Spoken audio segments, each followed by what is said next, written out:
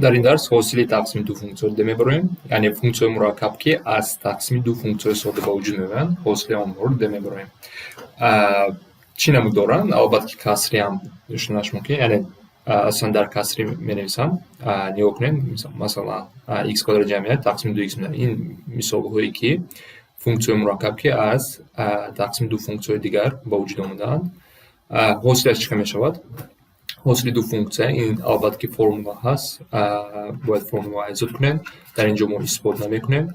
اگر شما دو فунکція داشته باشین تقسیم و حاصل اون اگر پرسد چیکار میکنیم؟ از دو قسم عبارت است، از سرعت و مخرج. در سرعت چی است؟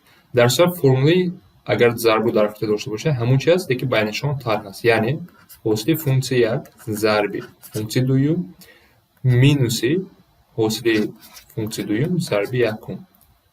مثل ضرب است لیکن در بینشون مینوس است. تقسیمی هم وقت کوادراتی فунکція که در مخرج است. این از فرمولا. این البته فرمول باید ایجاد کنید یا باز در امتحان ها داده میشود. بیاین اکنون این رو استفاده بریم. مثلا در اینجا من فرمول موندم الکی یک فунکція است، حاصلش رو باید بیابیم. چیکار میابیم؟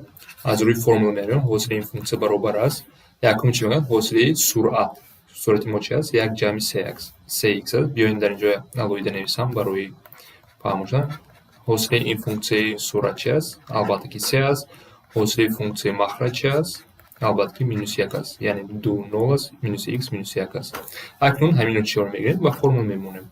فرمول چی میگه؟ حاصل سرعت این 3 است. 3 ضرب برسوت نویسم 3 ضرب فунکція دوم، یعنی فунکція مخرج، یعنی ما مخرج 2 مینوس x است. بعد فرمول چی میگه؟ مینوس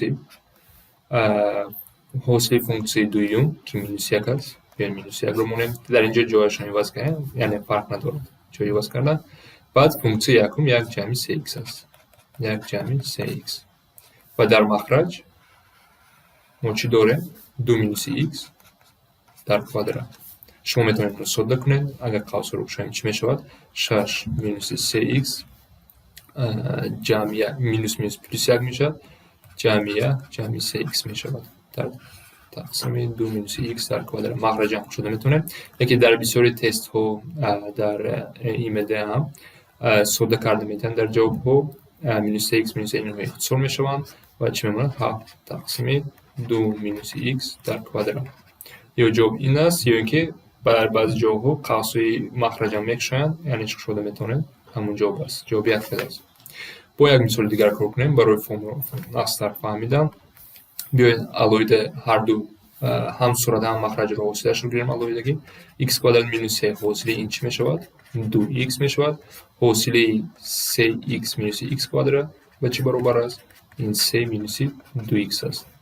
اکنون میگیریم با فرمول میمونیم. حاصل این فунکція مرکب چی میگه فرمولا؟ حاصل فунکція سرعت 2x ضرب 3x مینوس x کوادرات مینوسی بینشان وقت میده. اکنون حاصله مخرج که 3 مینوس 2x برابر است ضرب سرعت x کوادرات مینوس 3 و در مخرج حاصله نمیگیریم، فقط کوادراتی مخرج 3x مینوس x کوادرات.